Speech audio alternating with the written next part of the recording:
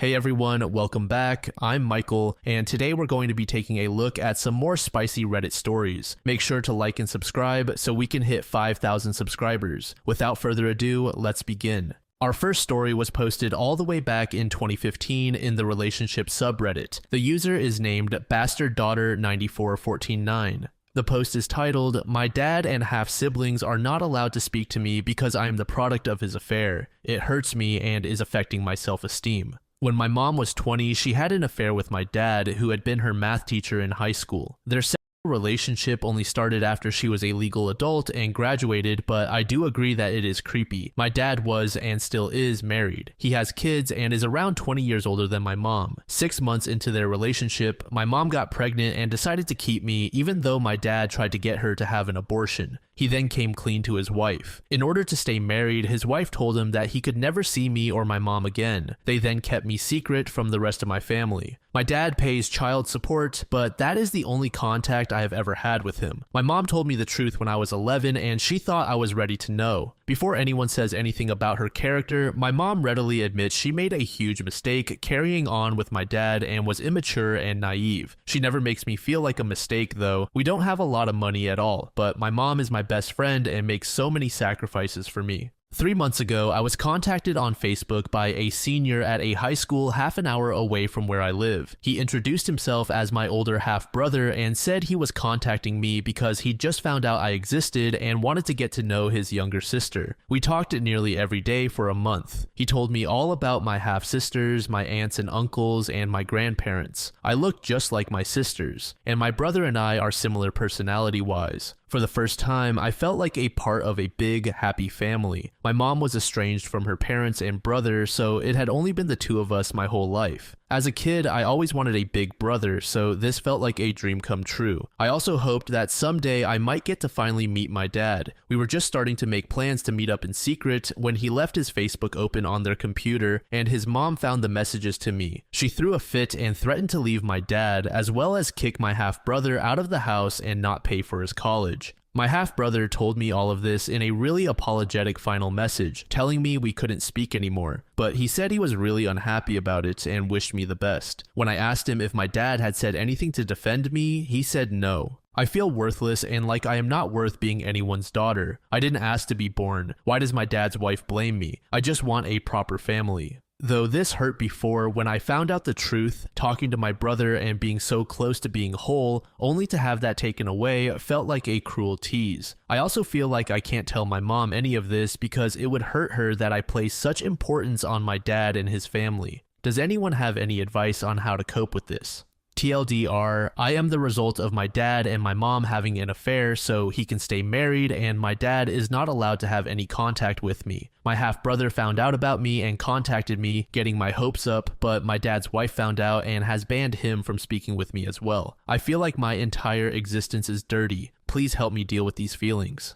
I feel really bad for OP, and she shouldn't call herself dirty. The reason she is not wanted around by her dad's wife is because she serves as a reminder of that affair, which is understandable. And I don't think it's exactly right to say that the wife is in the wrong. It's more so the father is the one in the wrong for having the affair in the first place. Now he has to deal with the current circumstances. OP shouldn't be blamed, OP's mother shouldn't be blamed, and I don't think the wife should really get much hate either. Although, if someone did want to argue that she is being a bit cruel for not allowing the father to have any contact at all, I would understand. But the good news is, OP's half-siblings seem like good people. Once they are all grown up and independent, OP may still be able to have that big family she always wanted. I'm sure at some point they can all come together. Some of you might also want to put some blame on OP's mother, but I genuinely think that most of that blame should still be set on the father. Keep in mind, while their relationship didn't really start until OP's mom was legal, the father was still her teacher, which in my mind is still kinda messed up.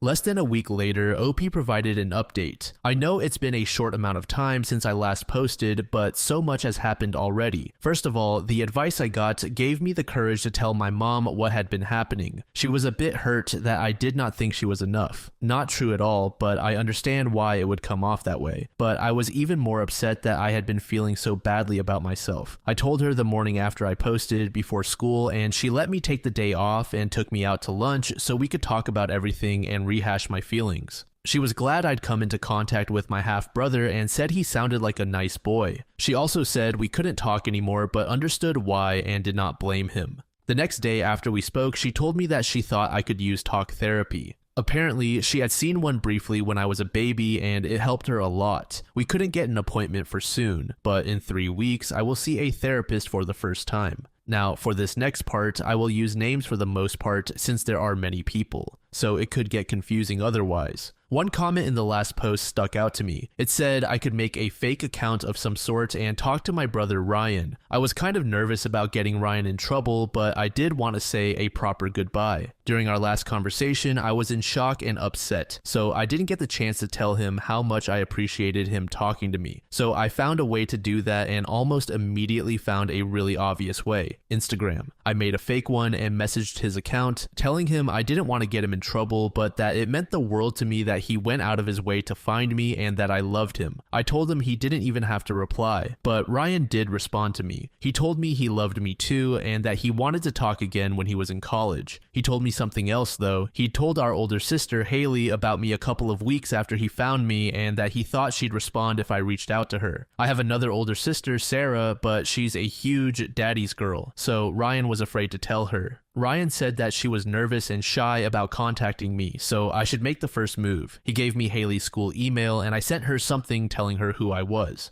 This morning, I found Haley's long, kind, and loving email in my inbox. She is 20 and goes to college 10 hours away. She told me how happy she was to hear from me. Haley also shed light on my biological dad and his wife. The biggest reason why she was so receptive to me was that she was already used to the idea of him cheating. When she was very young, she and Sarah had a best friend for years. Then one day when Haley was around 10, my sisters abruptly weren't allowed to hang out with her anymore or talk to her at school. When she was 18, Haley's mother told her that the reason why was that my dad and the friend's mom had been having an affair and had been caught. Ryan doesn't know this. Haley also told me that she remembers a lot of times when she was in high school when our dad and her mom almost divorced, and that they actually separated for 2 years when she was a kid. From the tone of her email, Haley does not seem to like our dad very much, and I understand why. She also told me she doesn't think telling Sarah about me right now is a good idea since she will just run to their mom with the info and make things horrible at home, which will affect Ryan the most. However, she gave me the home address of my Aunt Jolene, my dad's younger sister. Apparently, Jolene is estranged from my dad and his wife, but still talks to my half-siblings, so she is an ideal person to contact.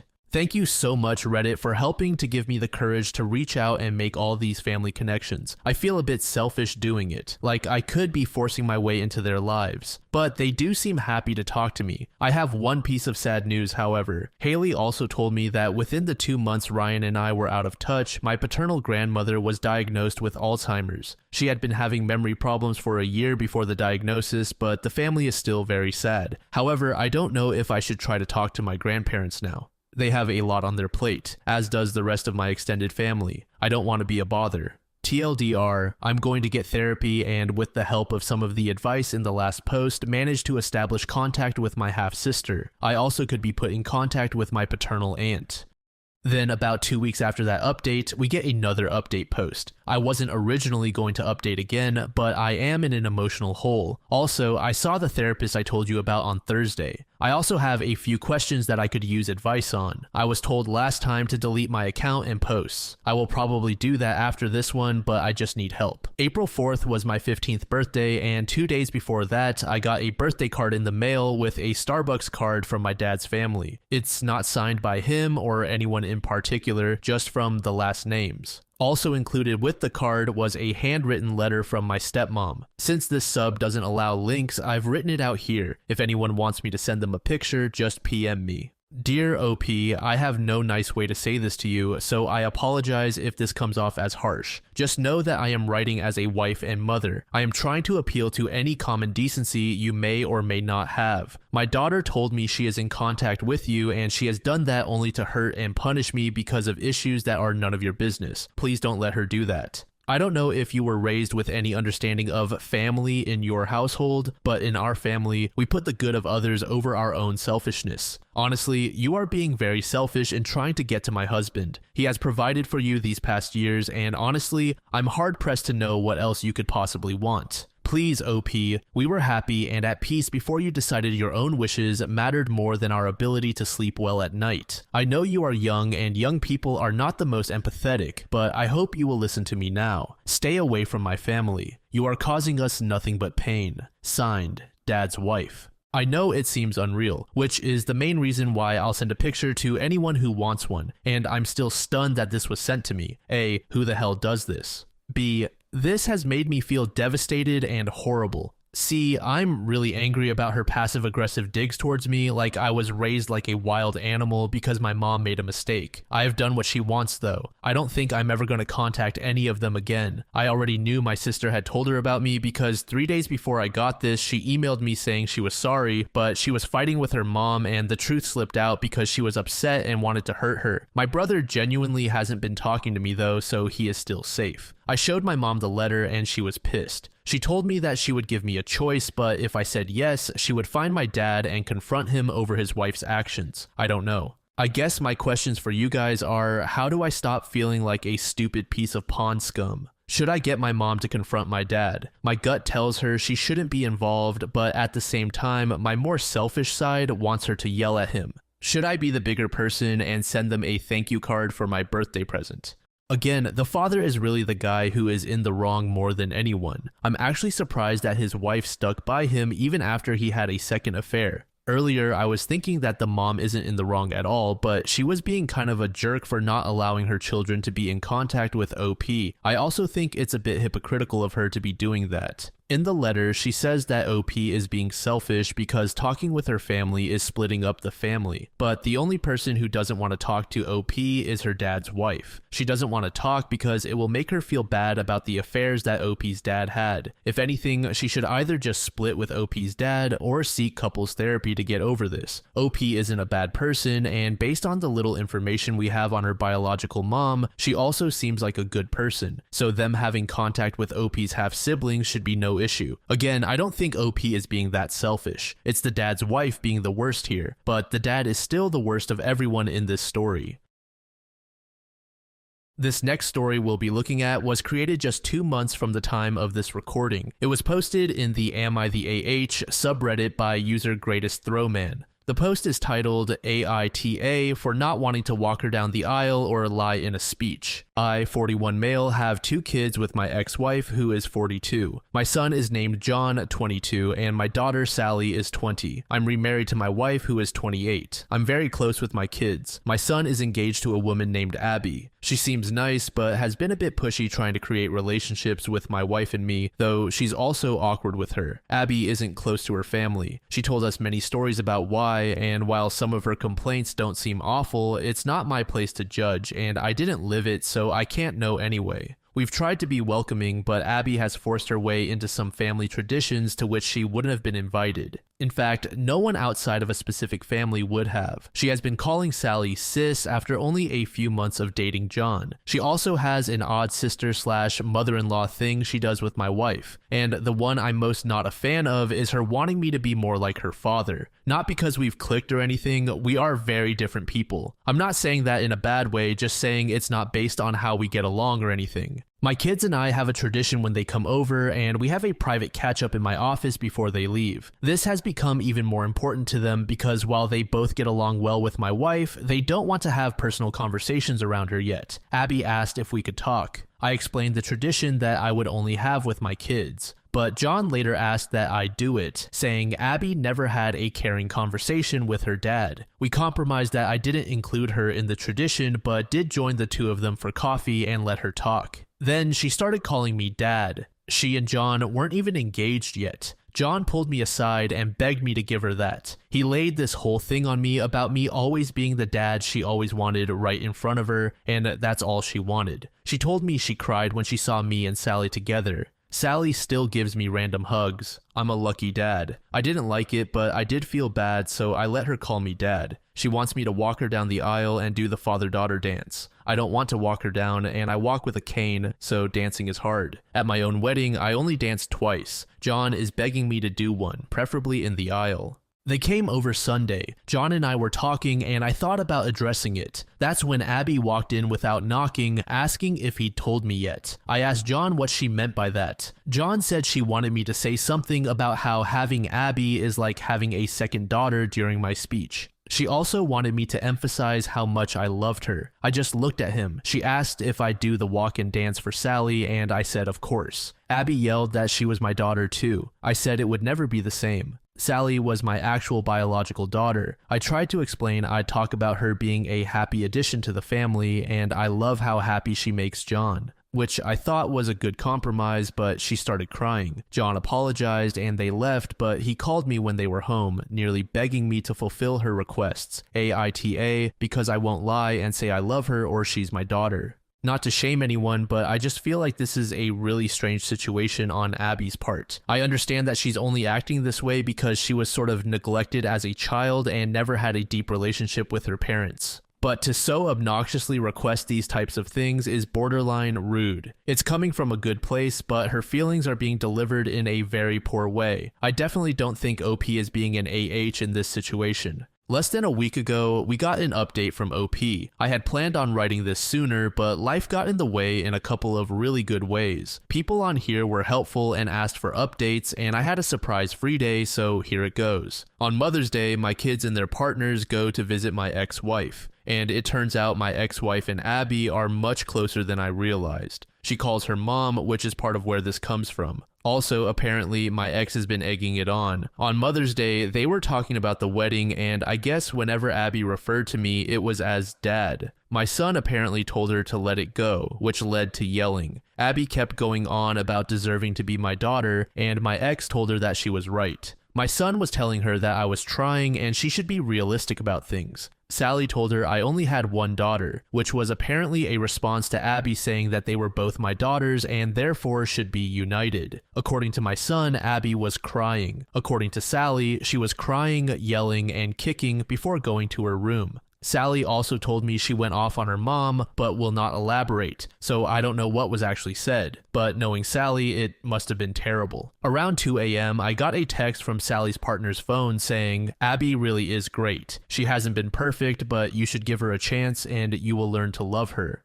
I saw it when I woke up. I tried to text her back but was blocked, so I called Sally, but they were driving. They stopped by my place later that day because I was on the same path. My daughter preferred my liquor and cooking, and they told me about the night before. In the end, I asked to speak to her partner alone. I asked if I had done something to upset her. She was confused, and I told her I was blocked. She said I wasn't, but checked her phone, and I was. I said it was after her message, and she asked what message. I showed her, but it was not on her phone anymore. At that point, we brought in Sally and caught her up. They were both pissed. A couple of days later, John and Abby dropped by unannounced. This is not something we do in this family, but okay, fine. I had made salmon and it did not take long to cook. I cooked 2 more and my wife serves it while I make drinks. The entire night was Abby trying to bring up the wedding, John trying to change the subject, and Abby not allowing that. We talk logistics because I am helping them get some good deals through some professional contacts I have. But then Abby says, "So I was talking to mom and she said that you can walk me down the aisle and she'll do the dance. Or you can dance and she'll walk. It's your call, but you need to choose soon." I reiterated that I could not dance. She tried arguing that I had danced a little at my wedding, but I made it clear that it was different. I added that I did not feel comfortable walking her. She got upset and said, "Mom loves me. Why can't you?" I felt bad but couldn't lie. I pointed out that she had John, who loved her, my ex-wife, friends, and people who loved her. She said, "But other than my ex-wife, those aren't my parents." I said, "Neither am I." She was very emotional, so my wife and I gave them a few minutes. My son and I were alone later. He looked exhausted. He said the problem was that after Mother's Day, Abby had called Sally and kept saying they were both my daughters, and that I did not get to be close with one but not both, and that it was them against me. But at that one, Sally cried havoc and let slip the dogs of war. Things were said, grievances were aired, John had to hang up before it got worse, but I guess Abby was shaken. Unfortunately, there was a new problem. Abby had decided in her head that I did not mean what I had been saying and was doing it for Sally. He told me he would handle it. He definitely did not handle it. So now I get text messages from Abby every couple of days, acting like we have a secret relationship that Sally doesn't know about. She even called herself my secret daughter, which I laughed at. She invited my wife to lunch, saying 2 out of 3 of his girls going out. She has even started using the pressure of showing up at events like a recent barbecue to play a certain image. She hugs me more and holds it. She wants to take pictures with just me or my wife and me, but there are more with only me that she posts with captions I do not like. My wife is getting incredibly annoyed because of how Abby is with her. I guess Abby surprised her with Father's Day plans for me that had to be shut down. Nevertheless, she still inserted herself into the day, but she does have a soft spot for her, and when Abby gets emotional, she caves. My wife is a sweetheart. I asked John if he was upset with me, and he said no and wished it was different. He said we're good, but he's worried he and Sally aren't, which is when I took the advice of some people and suggested premarital counseling. He said he would talk about it. Abby is insisting Sally go to her fitting. That shop should pay-per-view that potential Royal Rumble because Sally is no longer holding her feelings back. I told him Sally loves him and I'll talk to her, but for now it is stressful all around. Abby is driving my wife crazy with her ideas for what my girls should be doing. Then she's driving me crazy with dad-daughter content. And she drove Sally to the edge. Oh, and then there was last night when she sent me an email with 3 styles of father-daughter dances and song options. So I'm not feeling any more respected or heard than before. The 6 of us have barely been in the same room to let things calm down since Father's Day, which was great until it was a shit show. Sorry this is so long. With all the craziness, this is still the abridged version. We are supposed to meet on Friday. Sally's partner and I have a bet going about how bad it will go. So onward and upward. I hope all you other fathers had a less dramatic day than I did. And by any chance, does anyone know exactly how bad of a crime I need to commit to enter witness protection? Just curious. That was the final post we got from OP regarding his situation. The entire saga is still pretty fresh, so it's possible that there will be more updates in the near future. Overall, I think this woman that John is marrying is a borderline psychopath. Initially, I was thinking that while this was annoying, it was coming from a good place. And that may still be true, but the fact that Abby took OP's daughter's phone and sent fake text messages is insane. This obsession is not healthy for anyone, and in an extreme scenario, someone's life may be at risk. It's clear that this woman is willing to go to far lengths in an attempt to get what she wants.